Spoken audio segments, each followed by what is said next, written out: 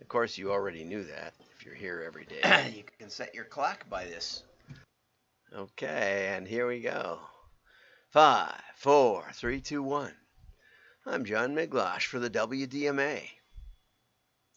We're fighting for direct mail every day and direct marketing and trying to keep you profitable. Anyway, I've been thinking about my vision for the future, so I may share a little bit of that. But first, we're going to go over to Tom Fishburne, okay? And here's his marketing planning slides. Okay, so first, and I'm going to try zooming in a little, and I don't know what that'll do. Control Shift Plus. Oh, I got to click on the Control Shift Plus. There we go. Okay, it's too much as usual. Okay, so here is cool, here is good. Our brand is up here. Other brands are down there in the bad and lame. That's the competitive landscape. Image of Gen Zs on their phone. Then you got your branding, your digital, your TikTok, branding and brand and product. Some words in the cloud, something to do with purpose, something to do with AI, and what media the team likes, with probably little or no data. Okay, marketing plans too often sound alike, even for companies, or even for completely different brands in completely different industries with completely different objectives. Gar Reynolds once dubbed the slidement an awkward union of presentation slides with a document. Marketing plans can easily swell to hundreds of slides and appendices. The biggest mistake in marketing planning is what Mark Ritson calls the tactification of marketing. And, I probably fall into that category, just to be honest, right? I was talking with a company that's spending millions on pay-per-click, and they want to do a little bit of mail. And I'm thinking to myself, how can we show them what's really real? I'm not trying to have direct mail win. If pay-per-click is the way to go, then it's the way to go. But after my interview with Dr. Augustine Fu, I think, maybe a third of their clicks are fake. A lot of activity, but not a lot of substance, not a lot of sales. But if I do mail and I do it well, I drive people to their site, and then, or I drive people to Google, and and Google gets paid too, right? You ever think about that?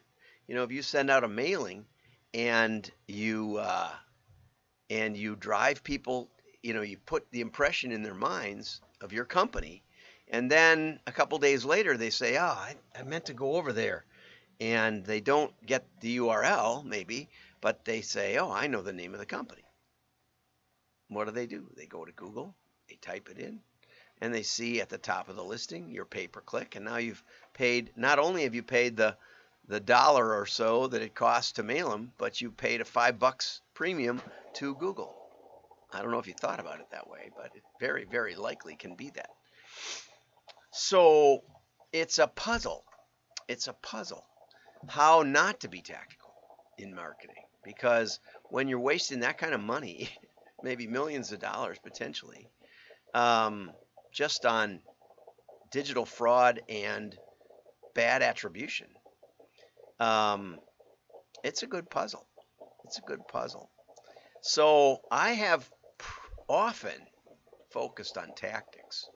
And after reading this article by Fishburne, he does mention that Mark has a step-by-step marketing strategy planning document, and I will post that on the WDMA website after the show. I get a lot of people writing me and saying, "Oops, we missed the meetup, but make sure we get it next time." Well, the only way to make sure you get it next time is for you to do something. Go over to WDMA and subscribe. That's the best way. You can also You can join the WDMA group, but that's that's going to look like a post on your feed, and I don't check my feed that often, to be honest about it. Okay, so anyway, so how good is strategy in marketing? Well, here's Tom's take on Mark's take. First, we diagnose the situation using data, and right off the bat, data is not self-diagnosing. Data is historical. Data will not get you to the future. The future strategy is the future, right? So you look at history. Yes, you can look at history, but you're going to have some insight that isn't provided by the data. So I say this regularly. If you're a regular follower, you don't diagnose with data. You observe with data. Data is only for observation. The diagnosis comes when you connect the dots that you believe are in the data. And then comes testing, right? And that's the strategic combination that direct marketing offers that these brand people just have no clue about. They do commercials and people go into the grocery store and they hopefully remember your brand and come out with it, right? Or not, right? And the connection between the ad and the cash register is so remote, and it winds through people's minds and memory and emotions that it's just, yeah, I can understand why planning would be such a ethereal exercise. Okay, so second, we put together a strategy. Third, we plan the tactics that will deliver the strategy. So I wish they'd give them a few more examples. Mark and Tom, tell me what a strategy, give me an example. Now, Mark does give examples. I have to give him that. But, my favorite stories that Mark tells are things like, the Liverpool, I think it was the Liverpool brewery that changed their label from green to red for the I don't know what it was, a Premier League championship or something. And, but I know Liverpool was in it, and they ended up beating Tottenham, and I was mad about that. But I don't remember the brewery, which is the case with most of this branding type advertising. The great creative doesn't sell, right? The Where's the Beef didn't sell. The Plop Plop Fizz Fizz for Alka-Seltzer didn't sell. Too often you remember the commercial and you don't remember the product, right? So then, all things being cyclical, it's back to a new diagnosis the following year to see if the strategy worked. And how in the world do you know? That's what I'd like to know on brand advertising. You don't know who's watching your commercial. You don't know who's not watching it. You don't even know. You may know what household has the TV on, right? With the new streaming cable technologies, but you don't know if they're sitting in front of it, and you don't know if they're paying any attention. They may have just gotten up. But we were watching a series on Hulu, I think it was, and the commercials come in and go boom, and they're like 10-second commercials, and they're in, and it's really invasive because you're watching, a series set back in history, and all of a sudden some car commercial will come zipping through or something. Like, what happened to the story? And then about the time you realize that it's a commercial that's been inserted in no appropriate spot, back comes the story again. You can't go get a burger or whatever, a sandwich. So, but did I engage with that, or did I just get my mind scrambled? Okay, anyway, a good marketing plan will follow these three phases in its structure. Diagnosis should lead to strategic selection, to a strategic section, and finally to tactics and the budget associated with them. And see, what we do in direct marketing is we work with what you got, and we say, well, how can we figure out, what do you think is going on? What do you think's winning and losing? What offers seem to be working? And most of the time, the client doesn't even have much down, right? And so I say, well, okay, so let's talk about markets. Let's talk about, who are you reaching out to? Can we get anything? Can we use that to test something?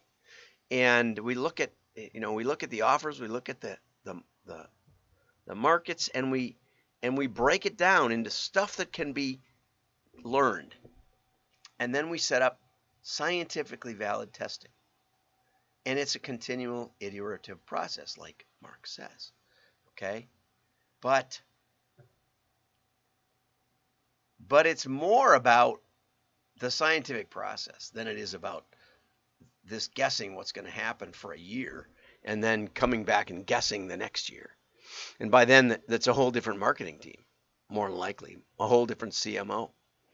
So anyway, there's no single ideal marketing plan format. Every young and desperate marketer searches online and in vain for magical standard templates that you fill in the night before the big presentation. But Google rewards you with 100 dumbass versions of different stupid plans. No standard exists, which tells me that there really isn't science going on here. There's just smoke and mirrors. No wonder marketing has a low esteem in the world. But this overall three-part structure of diagnosis, feeding strategy, which drives tactical choices, is inarguable if you know what you're doing. Well, if you know what you're doing, you might not even need all these pieces.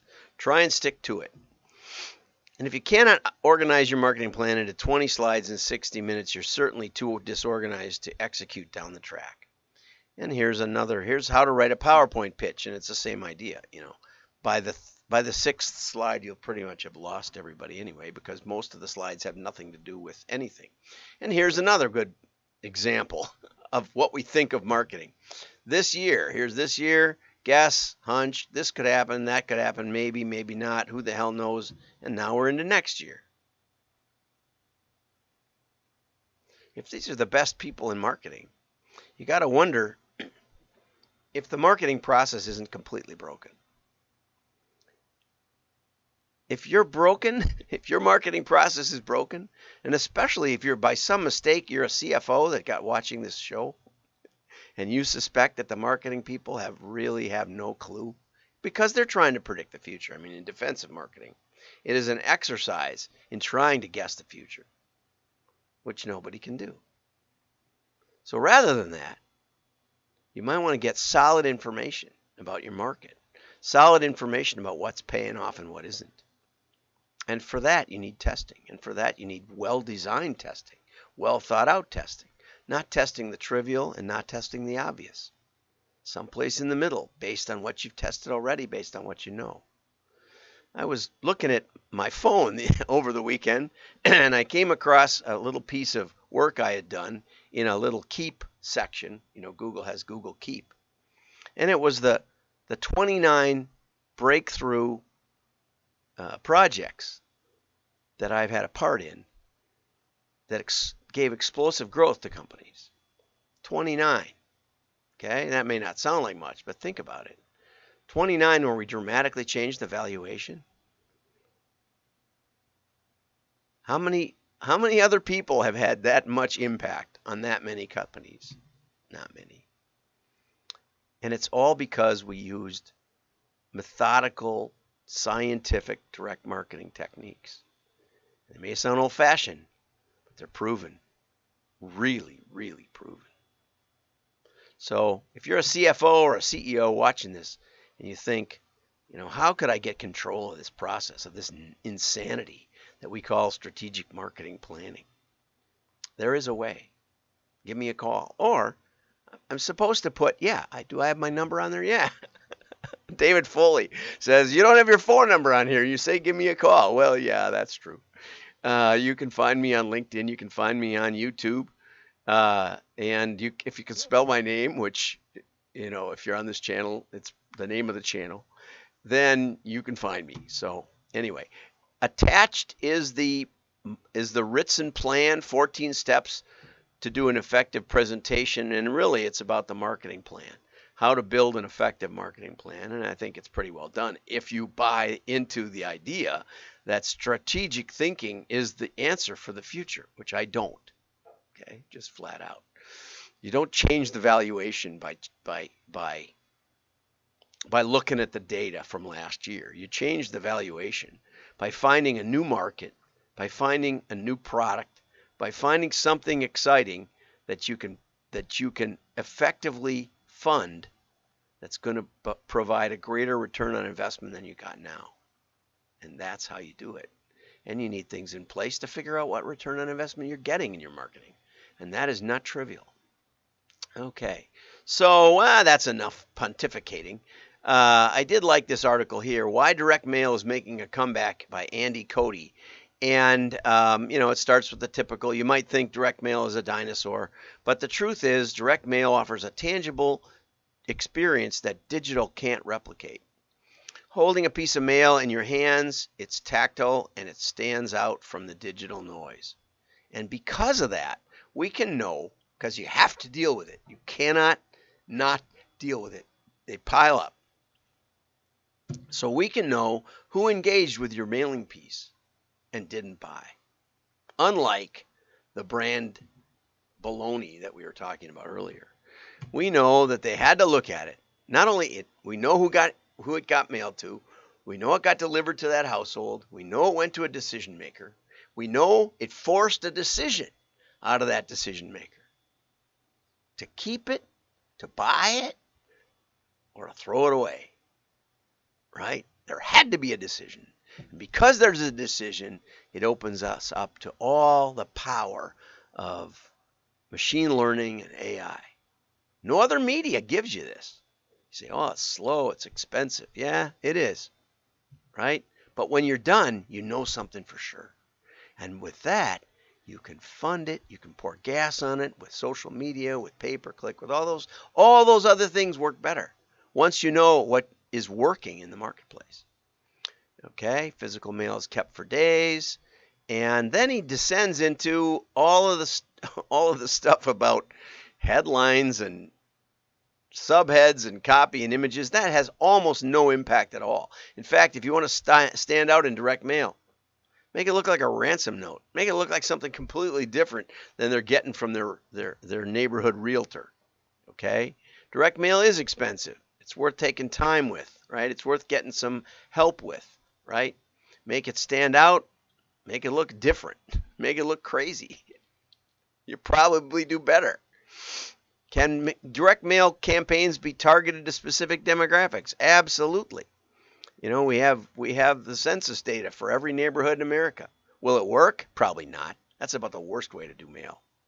But anyway, Andy, other than that, it's not too bad an article. Have a great day. Like and share. Your friends will know you're smart. We're getting more shares lately. I'm even learning to share this with some of the groups I'm in. So thank you for that.